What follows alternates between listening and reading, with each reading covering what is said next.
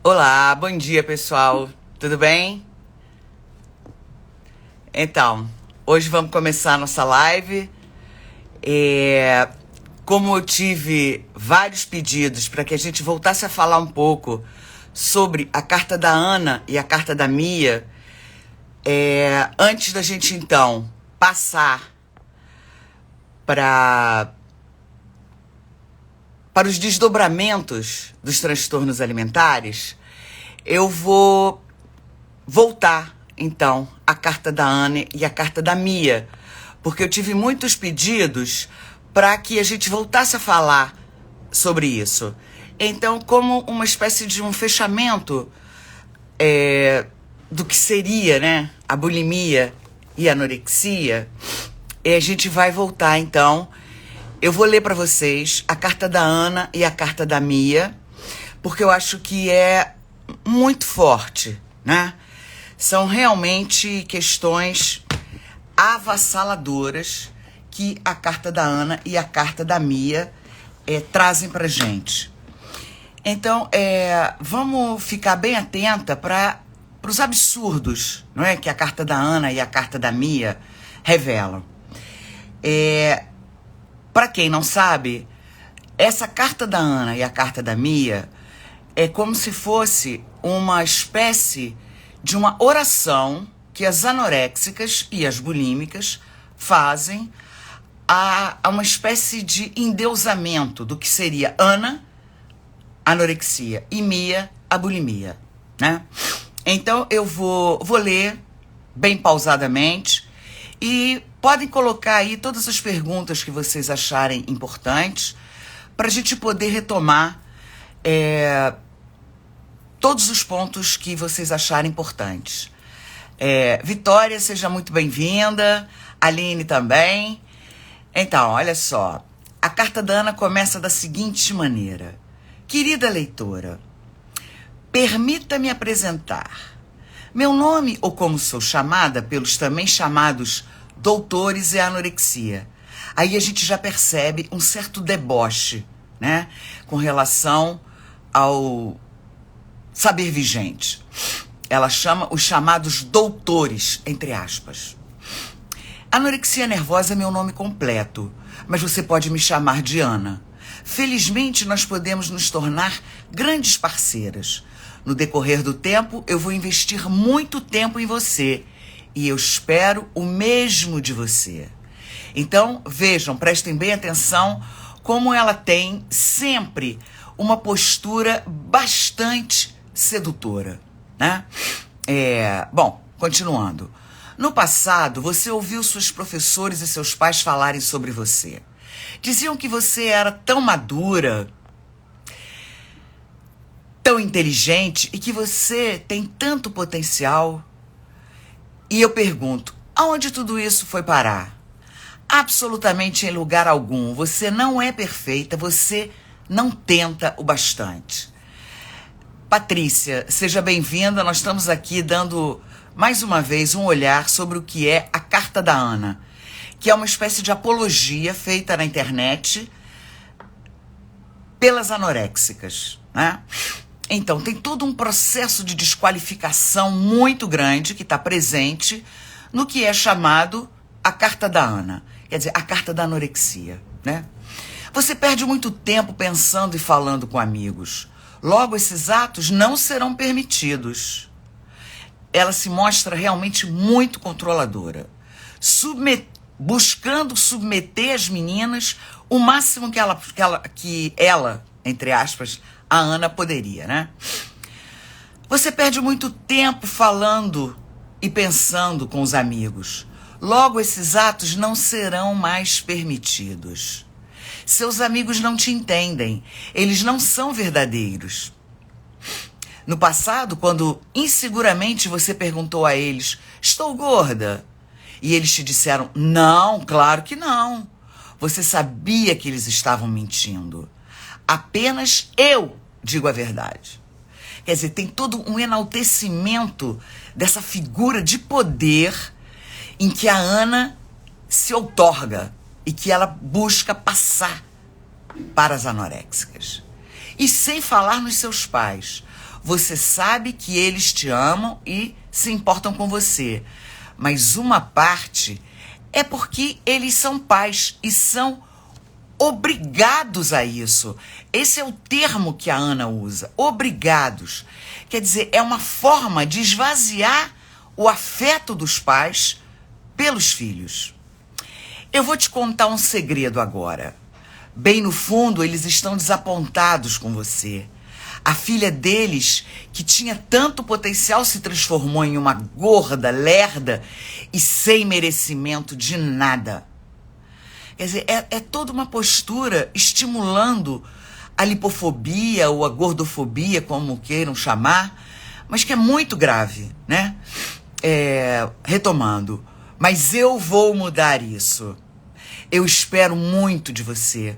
Você não tem permissão para comer muito. As ordens têm que partir da Ana. Estão percebendo? Eu vou começar devagar, retomando a fala da Ana.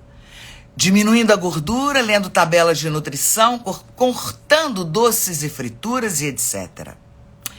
Por um tempo, os exercícios serão simples.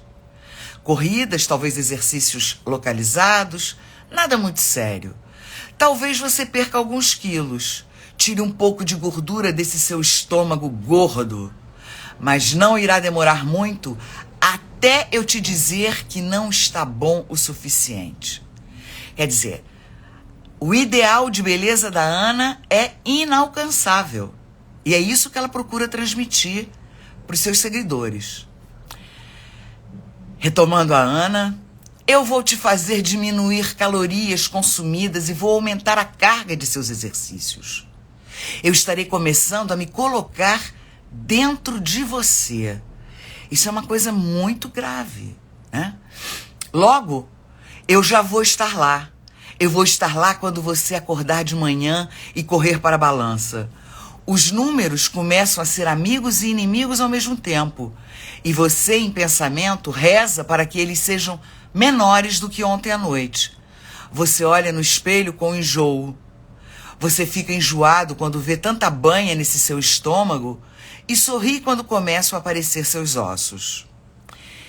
E eu estou lá quando você pensa nos planos do dia. 400 calorias e 2 horas de exercícios.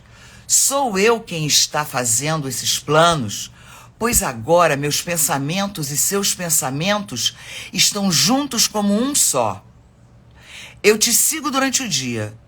Na escola, quando sua mente sente vontade, eu te dou alguma coisa para pensar. Recordar as calorias consumidas do dia. Elas são muitas. Eu vou encher sua cabeça com pensamentos sobre comida, peso e calorias.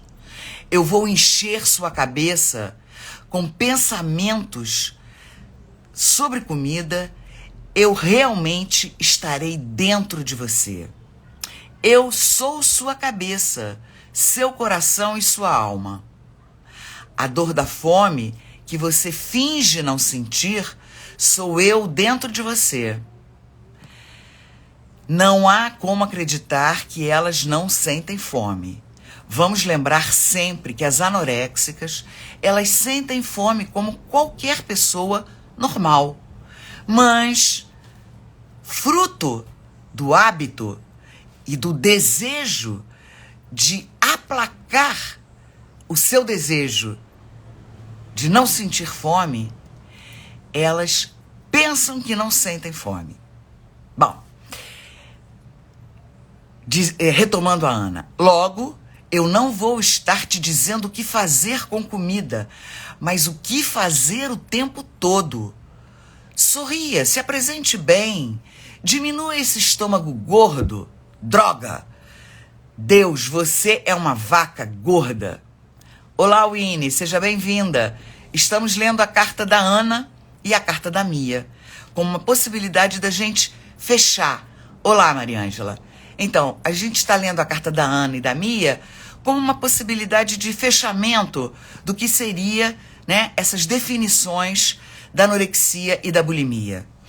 Então, retomando aqui a fala da Ana, Deus, você é uma vaca gorda. Quando as horas das refeições chegarem, eu vou te dizer o que fazer. Quando eu fizer um prato de alface, será como uma refeição de rei. Empurre a comida em volta.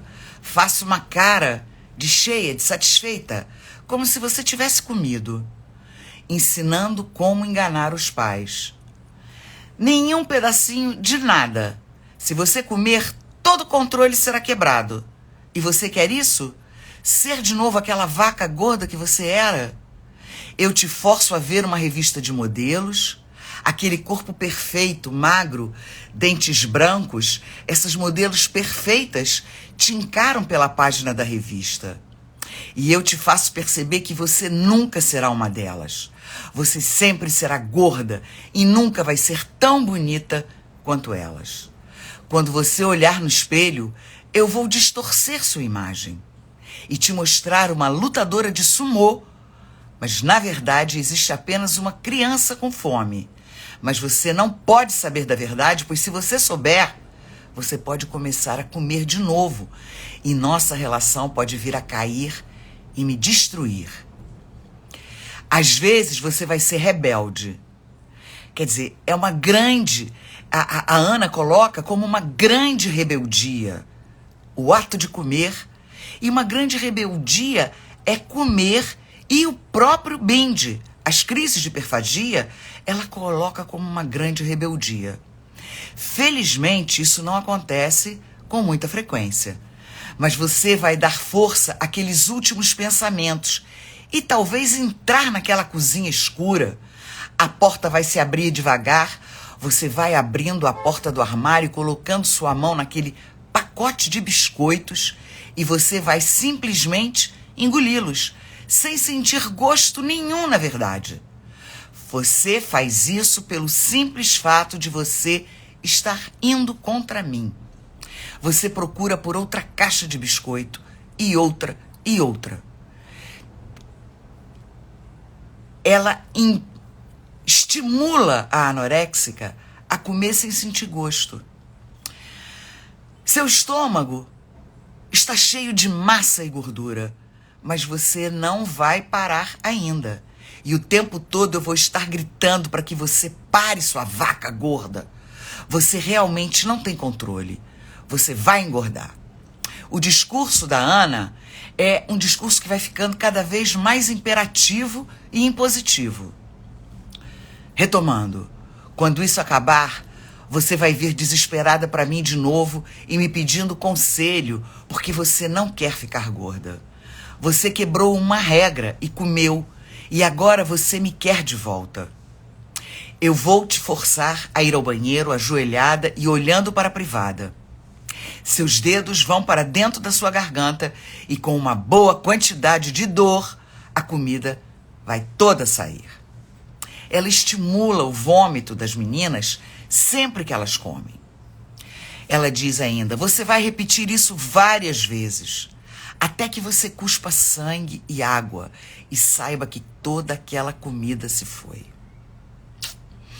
E quando você se levantar, você vai sentir tontura. Não desmaie.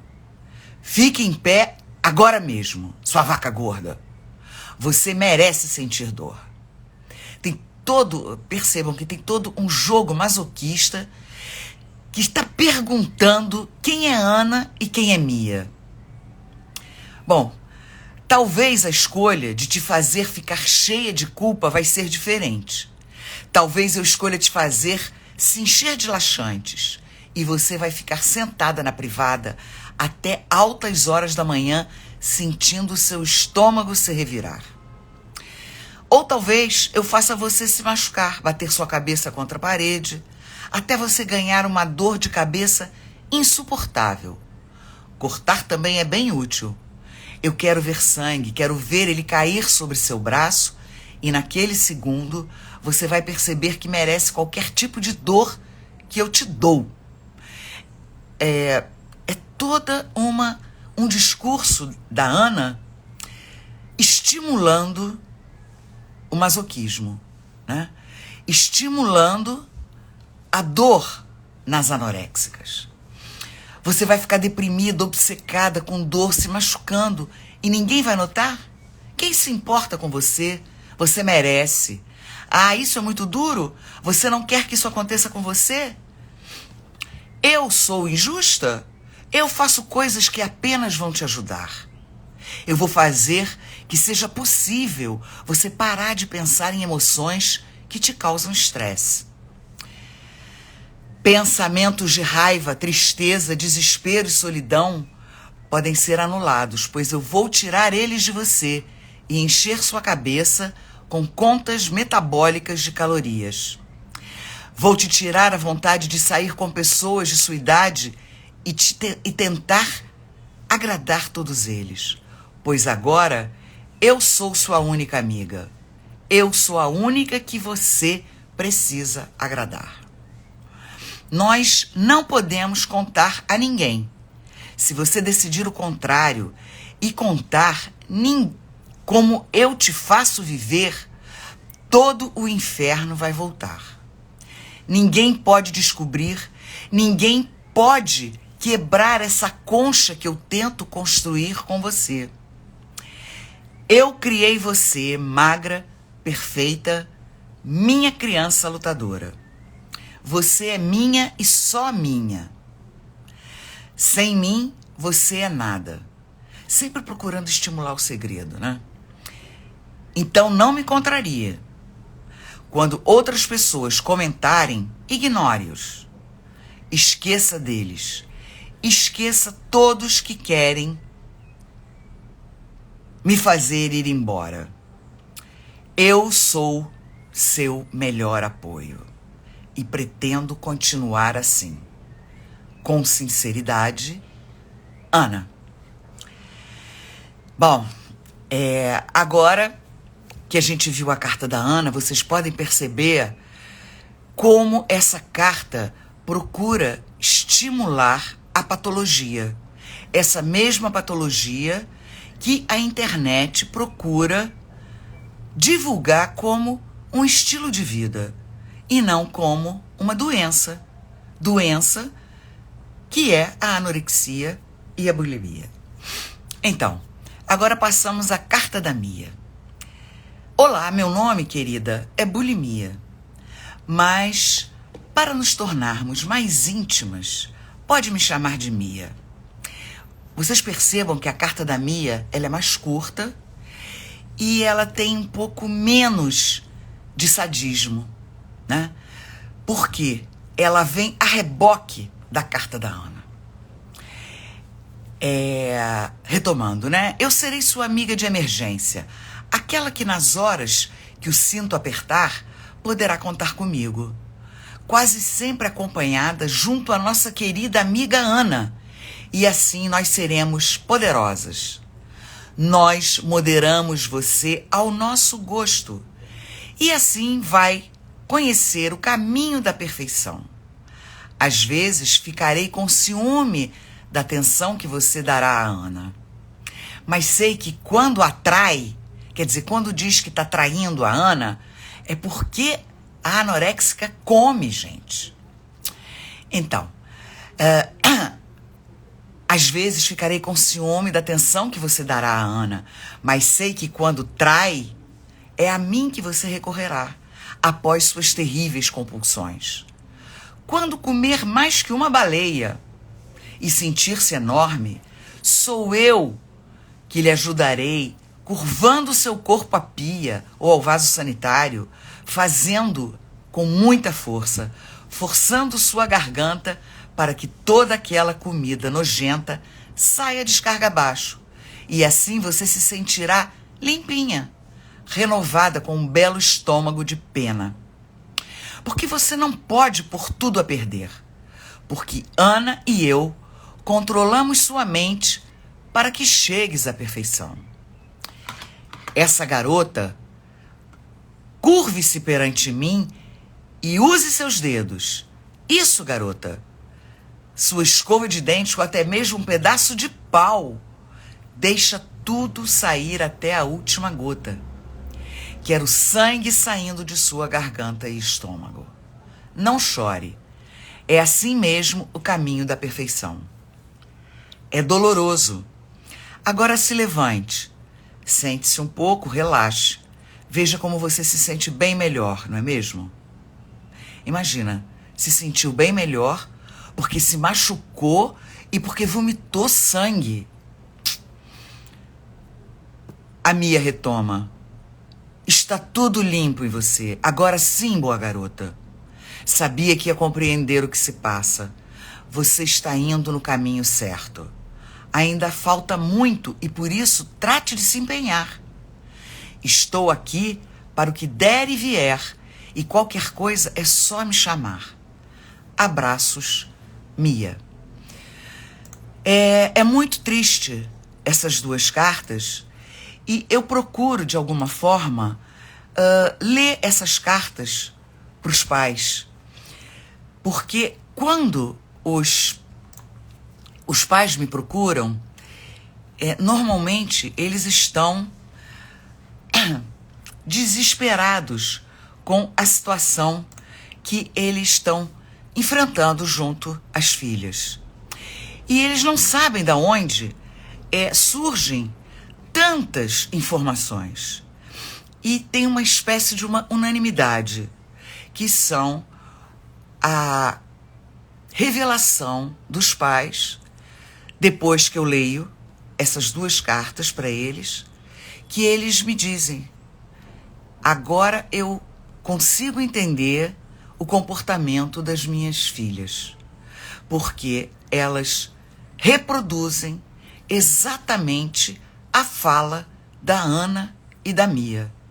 E, inclusive, foi em função de pedido de pais diferentes que eu hoje trouxe de novo a carta da Ana e a carta da Mia, para que a gente feche, pelo momento, a reflexão sobre a anorexia e a bulimia, para que a gente se dê conta da gravidade dessas duas doenças e do perigo que representam essa apologia à doença, essa propaganda da anorexia e da bulimia como estilos de vida e não como patologias da atualidade. Então, uma vez que a gente já deu uma olhada sobre Ana e Mia, vamos agora dar uma olhada no desdobramento da anorexia e da bulimia em novas doenças que são, na realidade, desdobramentos da anorexia e da bulimia. Trata-se da ortorexia, da vigorexia, da drancorexia e da diabulimia. Ortorexia é nada mais, nada menos do que a obsessão por alimentos naturais. A origem da palavra ortorexia vem da união de duas palavras gregas, que é ortos, que significa correto e verdadeiro, e orexis, que é apetite, né? Também presente na anorexia. É uma doença nova? A gente pode dizer que sim, porque ela também é nomeada como síndrome do apetite correto. Mas assim, a gente precisa lembrar que comida saudável não faz mal. O que faz mal é o excesso de preocupação com o comer saudável. Porque, como eu digo sempre, onde tem excesso, tem problema. Eu diria que a ortorexia seria quase que um dos maiores sintomas das patologias atuais. Ela, na realidade, se apresenta meio que como um desdobramento da anorexia. E um fato curioso presente na anorexia é que os curados, né, de anorexia, com muita frequência, adotam a ortorexia como uma possibilidade de continuar sendo anoréxico, mas com menos cobrança da família, como vocês já vão ver. A mania de ser saudável também pode trazer riscos e vir a transformar-se num transtorno alimentar. Por quê? Porque tem um caráter paranoico junto com uma noção estranha de pureza e perfeição.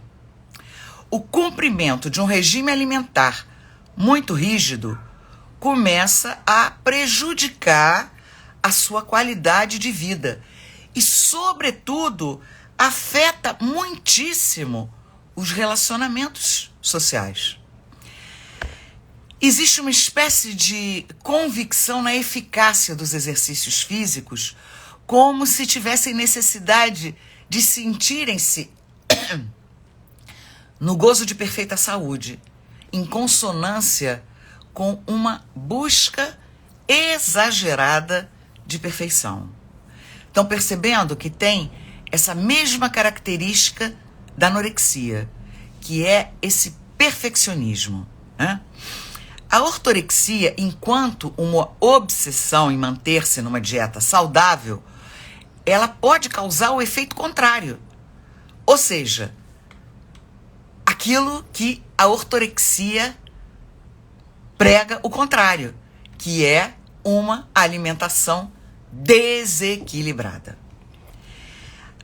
A ortorexia, ela surgiu como uma distorção da ideia de que comida natural é a melhor forma de alimentação. Os ortoréxicos, eles acabam prejudicando a si mesmos por levarem a rigidez alimentar ao extremo. O indivíduo usa o subterfúgio, lembre-se, o subterfúgio de comer apenas alimentos saudáveis para evitar alimentos em quantidades normais. O problema reside no excesso, na excessiva preocupação com a comida que chega a atingir níveis paranoicos. O maior prejuízo causado pela ortorexia está sobretudo nos danos sociais, como é o caso do que a gente está farta de saber, que é o caso da exclusão social autoimposta, também presente na anorexia.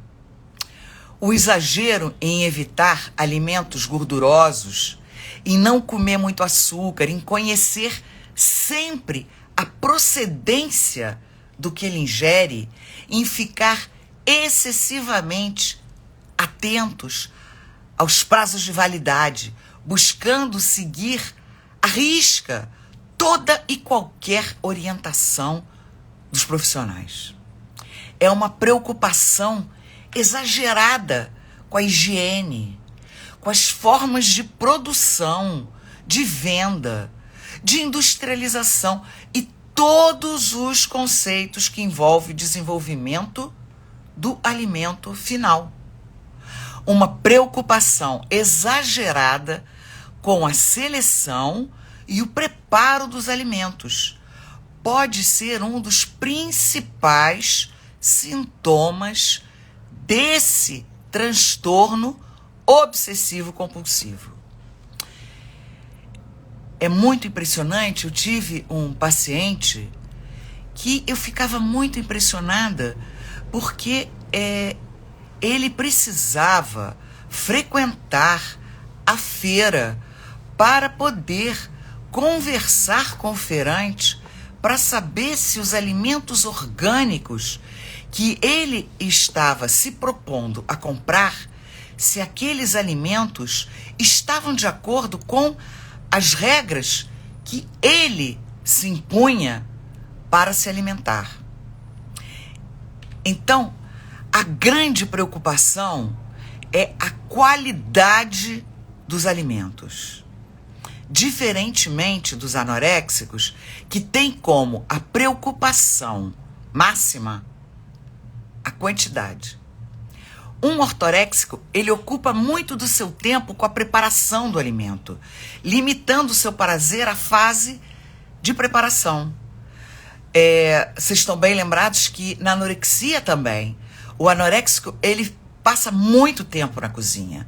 E aqui eu aproveito para dar a sugestão de um filme muito interessante que se chama O Diário de uma Anoréxica. Ele está disponível no YouTube, dividido, me parece que em 4 ou 6 partes, mas é muito interessante porque mostra como o anoréxico, ele dedica muito do seu tempo ao alimento, à preparação do alimento para o outro e não para si próprio, né? No caso do ortoréxico, a preparação do alimento é para si próprio, muito preocupado com a qualidade, né? A ortorexia, ela parece ser um problema psicológico que se desenvolve com a preocupação descontrolada em manter uma dieta 100% saudável. Obsessão em consumir apenas alimentos orgânicos e o vício pelo produto natural está na origem desse transtorno alimentar. A cura definitiva também não é uma tarefa muito fácil e exige intervenção de uma equipe multidisciplinar, composta de nutricionista, psicólogo e endocrinologista. Então eu já estava introduzindo as comparações entre a anorexia e a ortorexia, e a diferença maior é que na anorexia o problema está na comida ingerida. E na ortorexia, a questão é a preocupação com o alimento escolhido, né? Então, na anorexia é a quantidade e na ortorexia é com a qualidade. Mas normalmente o anoréxico, como ele fica um pouco preocupado com a pouca quantidade ingerida, ele começa a ter um pouco mais de preocupação com a qualidade. Então, é por isso que é tão comum o anoréxico migrar para ortorexia. Bom, vamos falar um pouquinho também da vigorexia. A vigorexia é a adição ou dependência ao exercício. É um transtorno no qual as pessoas realizam práticas esportivas de forma contínua, com uma valorização praticamente religiosa. A gente poderia dizer até que tem um cunho de fanatismo na vigorexia. A vigorexia, ela tem como característica o que a gente chama de dismorfofobia, né? É a dismorfofobia, que significa que tem uma distorção, né, da imagem corporal muito grande. E essa dismorfofobia, ela tem um lugar de destaque na vigorexia, já que se trata de um transtorno mental que gera uma imagem distorcida do próprio corpo. É um transtorno das deformidades corporais, que também é chamada de síndrome da distorção da imagem, porque é um transtorno da percepção e da valorização corporal. Há uma exigência constante de seu corpo sem se importar com excessos e eventuais consequências ou contraindicações dos excessos de exercício. Costuma-se dizer que a vigorexia é a doença da vaidade. Eu costumo discordar porque todos os transtornos alimentares, de alguma forma, são doenças da vaidade, né? E a vigorexia, ela está nascendo no seio de uma sociedade consumista, competitiva, e onde o culto à imagem acaba adquirindo praticamente uma categoria de religião. Então, qual seria o limite entre a magreza e a anorexia numa sociedade absolutamente lipofóbica para nós? Eu acho que essa é uma questão muito importante. É uma reflexão que a gente precisa se fazer quando a gente pensa em anorexia e vigorexia. Porque a vigorexia, ela preconiza um corpo onde os músculos sejam totalmente definidos. Então eu costumo contar um caso muito grave de um rapaz que me chamou muita atenção porque ele estava dando uma entrevista e ele segurava o microfone assim, longe, bem longe, assim. Eu achei estranho aquilo e, ouvindo a entrevista que ele deu, eu fiquei absolutamente chocada, porque esse rapaz, ele rompeu o bíceps. Para quem não sabe, o bíceps é esse músculo, porque a hipertrofia muscular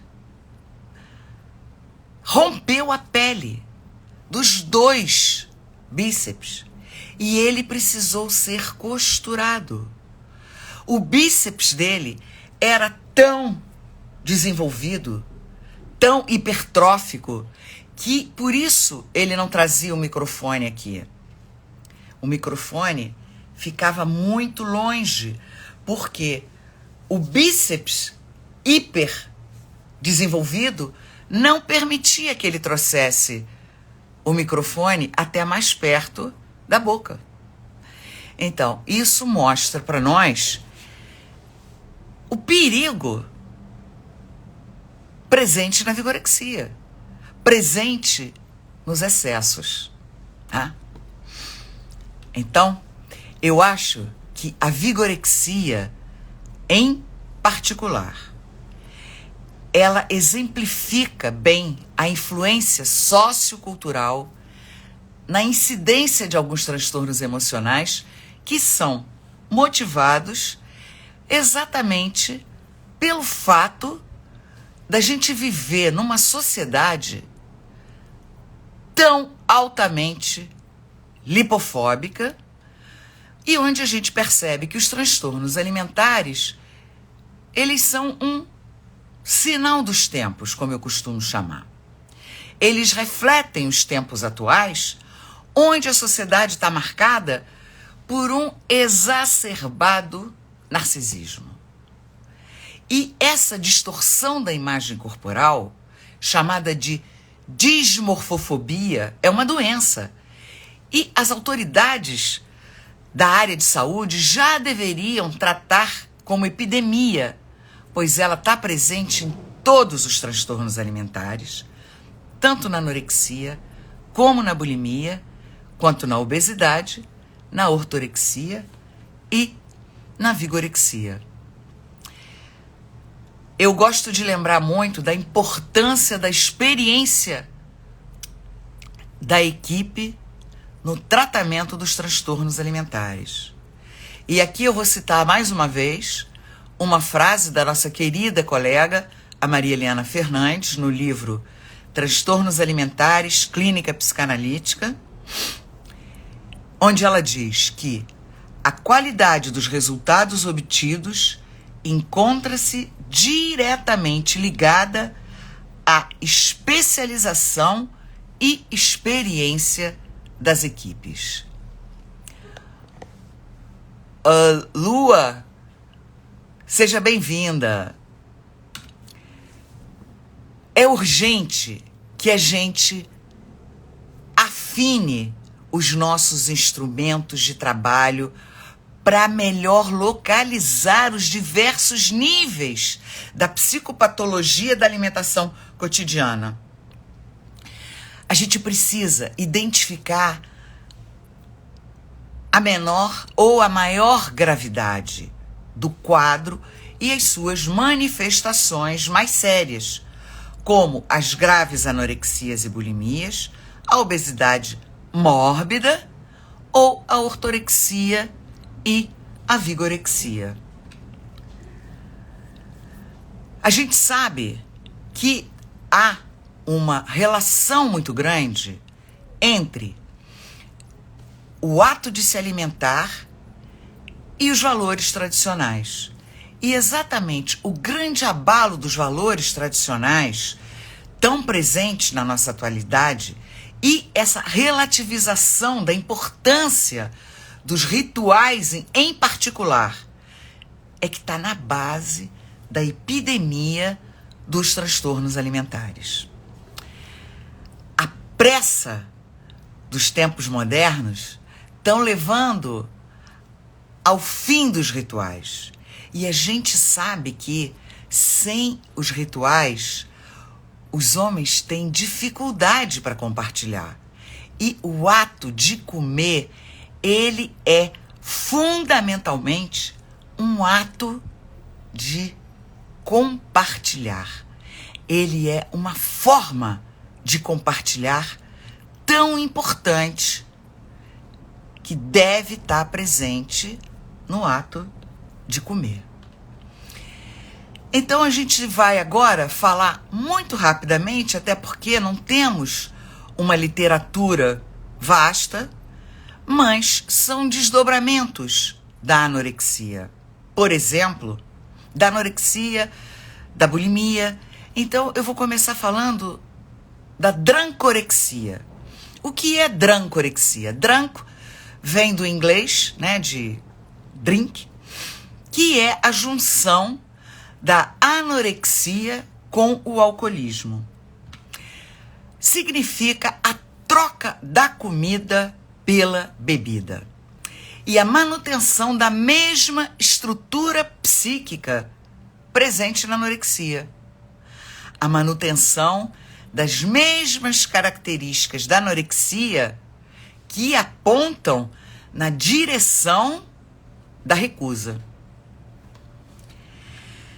Eu fico muito impressionada porque essa tendência da troca da comida pela bebida, ela pode estar presente muitas vezes nos anoréxicos que buscam substituir a comida pela bebida. Eu não costumo acompanhar, mas eu fiquei sabendo que teve uma novela há um tempo atrás, eu não sei exatamente qual o nome da novela, mas era uma novela em que a Bárbara Paz, ela tinha uma personagem que era uma moça que praticamente não comia porque ela queria emagrecer e ela bebia muito e ela desenvolveu um alcoolismo importante. Então eu quero também trazer aqui uma tendência também muito grande, presente nos pacientes bariátricos. Por quê? Estando com tantas restrições para se alimentarem, pelo fato de estarem com o estômago reduzido, muitos bariátricos acabam desenvolvendo alguma forma de alcoolismo, que não deixa de ser uma forma de drancorexia, porque eles estão trocando a comida pela bebida.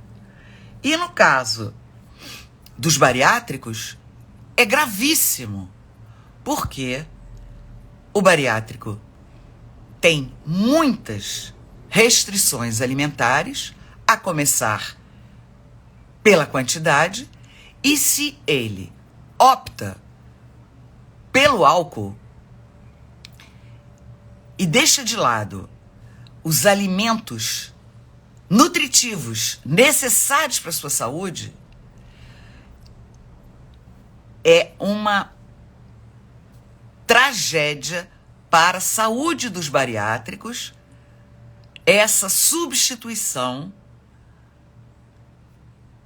da comida pela bebida. Fiquem bem atentos. O paciente bariátrico, ele não costuma contar para a equipe multidisciplinar que o acompanha que ele está fazendo essa troca. Mas a gente pode, de uma maneira bastante delicada, introduzir questões a respeito do uso do álcool para todos os pacientes bariátricos. E vamos nos surpreender, infelizmente, muitas vezes, com o uso excessivo do álcool que caracteriza o pós-operatório bariátrico. Bom, temos uma outra junção que é a diabulimia. O que é diabulimia? É a junção da diabetes com a bulimia. São os diabéticos que desenvolvem hábitos alimentares não compatíveis com as restrições que caracterizam as necessidades da diabetes e adotam comportamentos compensatórios, bulímicos, para eliminar os excessos de glicose e de gordura que eles não conseguem deixar de ingerir. Então, é muito comum que os diabéticos acabem desenvolvendo uma forma de bulimia, ou seja, adotando comportamentos compensatórios bulímicos, seja indução de vômito, laxante, diurético, exercícios físicos e jejuns. Então, é por isso que a gente nomeou, né, de diabulimia.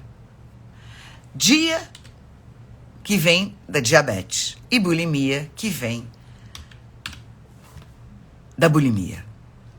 Então, uma vez que a gente conseguiu fazer esse fechamento das definições dos transtornos alimentares, eu quero terminar essa fase lendo para vocês um poema do Shakespeare, muito bonito, e que o título é O Tamanho das Pessoas. Bom, o tamanho varia conforme o grau de envolvimento. Ela é enorme para você quando fala do que leu e viveu, quando trata você com carinho e respeito, quando olha nos olhos e sorri destravado.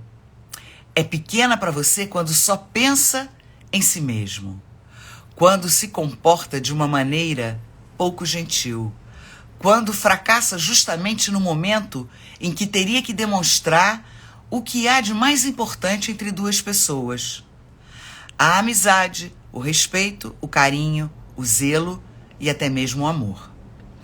Uma pessoa é gigante para você quando se interessa pela sua vida, quando busca alternativas para o seu crescimento, quando sonha junto com você. E é pequena quando desvia do assunto. Uma pessoa é grande quando perdoa, quando compreende, quando se coloca no lugar do outro, quando age não de acordo com o que esperam dela, mas de acordo com o que espera de si mesma. Uma pessoa é pequena quando se deixa reger por comportamentos clichês. Uma mesma pessoa pode aparentar grandeza ou miudeza dentro de um relacionamento. Pode crescer ou decrescer num espaço de poucas semanas. Uma decepção pode diminuir o tamanho de um amor que parecia ser grande. Uma ausência pode aumentar o tamanho de um amor que parecia ser ínfimo. É difícil conviver com essa elasticidade. As pessoas se agigantam e se encolhem aos nossos olhos. Nosso julgamento é feito não através de centímetros e metros, mas de ações e reações, de expectativas e frustrações. Uma pessoa é única ao estender a mão e, ao recolhê-la inesperadamente, se torna mais uma. O egoísmo unifica os insignificantes. Não é a altura nem o peso, nem os músculos que tornam uma pessoa grande. É a sua sensibilidade sem tamanho. Então, eu escolhi essa poesia porque, sobretudo, quem tem me escutado mais são profissionais de saúde. E é muito importante que nós, profissionais de saúde, psicólogos, nutricionistas, médicos, profissionais de educação física, todos os profissionais de saúde, nós precisamos abrir mão dos preconceitos quando estamos atendendo pessoas com transtornos alimentares. Porque tudo que essas pessoas não precisam é encontrar preconceito junto aos profissionais de saúde que se propõem a atendê-los de uma forma correta. Então, por hoje, nós ficamos por aqui e na semana que vem eu vou trazer para vocês um texto que foi publicado no livro que foi organizado pela professora Mary Del Priore, chamado A História do Corpo no Brasil. E o capítulo que eu escrevi se chama Com Açúcar Sem Afeto. Então, na semana que vem, nós vamos tratar desse tema, com açúcar sem afeto. Uma boa semana para todos e até semana que vem, quarta-feira, às 10 horas, quando teremos a nossa live novamente. Um bom dia para todos e uma boa semana. Valeuzão, pessoal!